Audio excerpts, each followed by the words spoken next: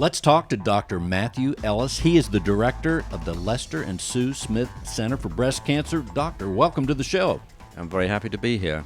You are directing some important things here in Houston, Texas at the Baylor College of Medicine. Let's tell people, as far as your role, what that actually means and some of the things that you're doing every day to help. Well, actually, here in Houston, we have one of the largest investments in breast cancer research in the world. Baylor College of Medicine is the center of Lester and Sue Smith's gift. What that really means is that there's over 160 people working on breast cancer research, covering the complete spectrum from prevention research right through to the treatment of the most advanced forms of the disease. And so my job is to provide resources, provide inspiration for our young investigators. We obviously train a lot of graduate students. Then finally is the clinical side. And really a theme of the center is the patient is the center of the research. Whilst all the models and the mice and all that kind of thing is important to do, nonetheless, you can't cure breast cancer without studying humans with breast cancer. So that's our central focus. Would it be true to say that when we have any kind of disease, in this case breast cancer, if breast cancer afflicts one person and then another, it's two totally different things? Absolutely. So in sort of medical terms, we call that disease heterogeneity, right? So if you've gone through the breast cancer journey, you'll know that there's three main categories of the disease. There's a sort that is called hormone receptor positive. This typically happens in slightly older women. The tumor is fed by the hormone estrogen. This can occur actually in pre- and postmenopausal women. And the central therapy is to dampen down the hormone signaling in the cell by reducing the estrogen levels in the body. So that's one type. The second type is called HER2 positive. This is a real success story, the HER2 positive type, because it's driven by a molecule that sits on the cell surface, on the cancer cell surface. So you can attack it with an antibody. And a series of antibody-based therapies have dramatically improved the survival for that form of breast cancer. And then there's a form of the disease that doesn't have the hormone signaling and doesn't have the HER2 either. It's sometimes called double or triple negative breast cancer. And you can guess from the name, if you call something by what it isn't, you haven't got a great clue about what it is. And so a lot of what we do in the breast center is to research exactly what an individual woman has beyond just that simple three disease definition. Because therein lies the answer why one woman can undergo surgery and maybe take a tamoxifen tablet and do absolutely fine and go on to be a grandma, and another woman, age 30, gets treatment for this triple negative form of the disease and dies within 18 months. I mean, huge differences. So that's what got me into breast cancer in the first place, because when I started looking after women with breast cancer, I was totally struck by this issue of disease heterogeneity. As far as in your role as the director, what have you seen, let's say, in the past year in terms of advances that people should know about and that they can be encouraged about? Okay, so you realize the human body is complicated, right?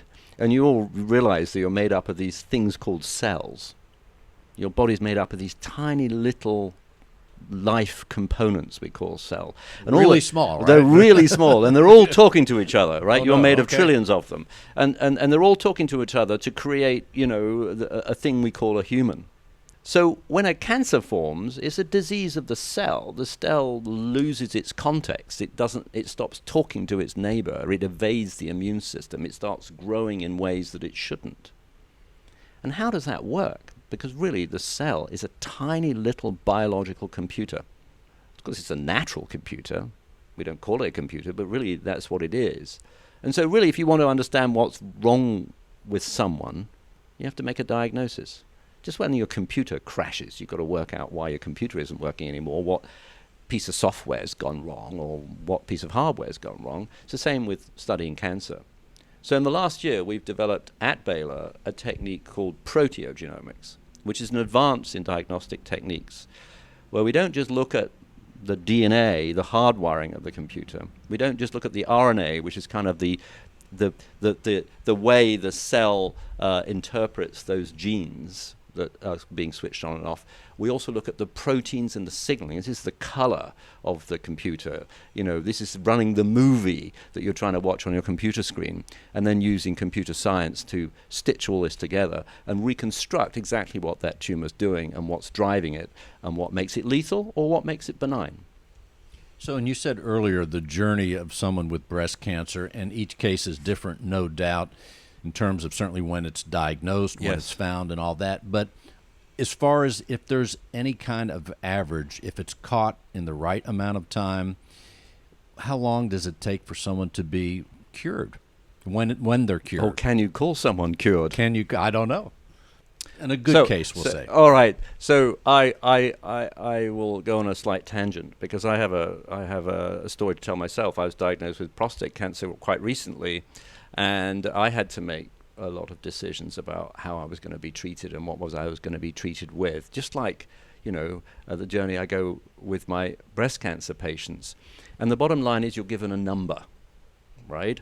In my case, I was given a number that said I was 85% likely to be cured with the surgery, and therefore I didn't need further treatment.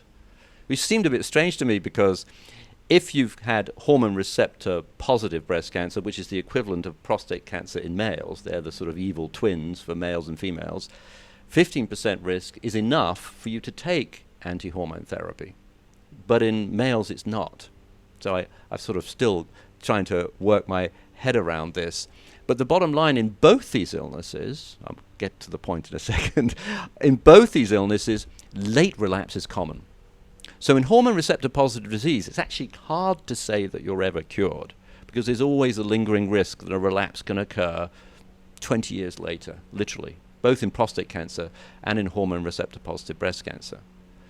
Whereas on the other hand, if you have HER2 positive breast cancer and you have successful therapy and you go to surgery and all the cancer's been eradicated, you have a 90 to 95% chance of being cured at that point. And if you get to 5 years without a relapse, you are cured.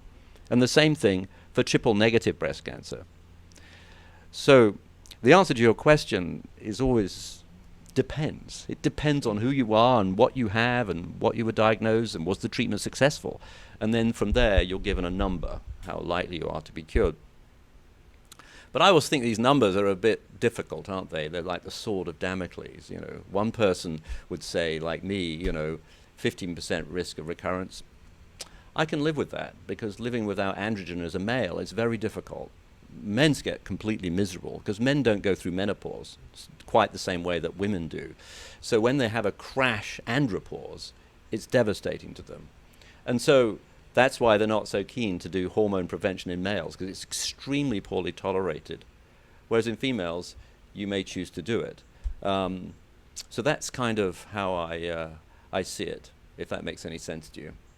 Well, also, you're around a lot of doctors, the best in the field, and of course, it's for those not knowing, listening from outside of Houston and don't know this, but most people do. Houston is a place that people come to from all over the world for medical treatment of all kinds. So we have the best of the best here in Houston, it's been said, and it's proven by the people traveling here for whatever their problem is. So I suppose those listening right here in Houston or those that want to come to Houston, if they have a medical condition, breast cancer or anything else, this is a good place to be. You know that because you're here. Well, that's right. I mean, in actual fact, the state of Texas did a very special thing. So all us taxpayers have contributed to this. It's something called CPRIT. So CPRIT is the Cancer Prevention Institute of Texas, Research Institute of Texas, and they put in literally billions of dollars into cancer research.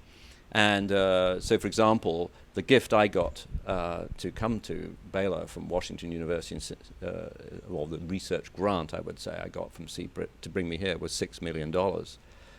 But in fact, since I've been here, I've raised probably north of $20 million in research funds.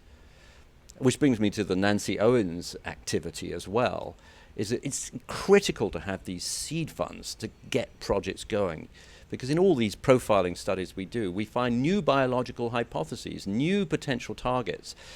So where do you get money to study that? Because you haven't written the grant yet. You don't have the money. Nancy Owens provides that impetus, that catalyst to get something going so you can get that grant.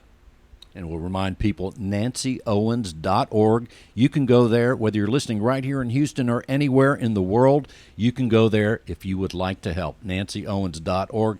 Doc, with the next couple minutes left or so, what else do you think is important for people to know about this subject? Well, I think that in a way, breast cancer is just such a common problem. It really affects everybody. There's a few things I would say as take-home messages. One, you just had Dr. Petrosian on. So I'm a big believer in knowing your risk of breast cancer. And for my case in prostate cancer, it's because my uncle died of prostate cancer. So I was like hyper aware and following very carefully what was going on with me. And that probably saved my life. So knowing your risk, getting regular screening mammography, and then she talked about some lifestyle issues that, of course, I can support. But then if you get diagnosed with breast cancer, then you need a really good opinion.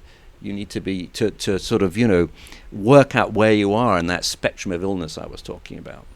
And then finally, a lot of women are offered clinical trials, right? This is where we're investigating the cutting edge. New drugs are being tested or new devices are being tested. And if you have the opportunity, if it makes sense to you, participate in a clinical trial, be part of the answer. And that's particularly the case, for example, if you've experienced a relapse or disease resistance, or they tell you, it's gone to your liver or something. And access to clinical trials is a big thing, both at Baylor and MD Anderson Cancer Center. And we often work together, actually, to get the right answer for the patient. Before we close out the segment, are there any websites other than nancyowens.org where you can help make a donation, get more information? Doctor, what other websites would you can go to the advise people Lester to go? Yes, you can go to the Lester and Sue Smith website, and there's a donation link there, which is prominently displayed. So Lester and Sue Smith Breast Center, Baylor College of Medicine, or Baylor College of Medicine Breast Cancer, and you can find the link to make a donation. We're talking with Dr. Matthew Ellis. He is the director of the Lester and Sue Smith Center. Doctor, it's been fascinating. Thank you so much for being on the show. Very happy to participate. Thank you.